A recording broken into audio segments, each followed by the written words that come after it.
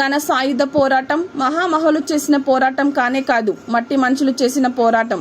నిజాం సర్కార్ను నేలమట్టం చేసిన చరిత్ర వారి సొంతమని సిపిఐ రాష్ట్ర కమిటీ సభ్యులు, తెలంగాణ సాయుధ రైతాంగ పోరాట నాయకులు దాయం రాజిరెడ్డి కుమార్ విక్రమ్ రెడ్డి అన్నారు.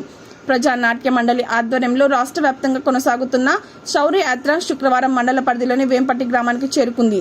ముందుగా గ్రామంలోని సాయుధ పోరాట యోధులు దాయం రాజిరెడ్డి విగ్రహానికి పూలమాల వేసి నివాళులర్పించారు.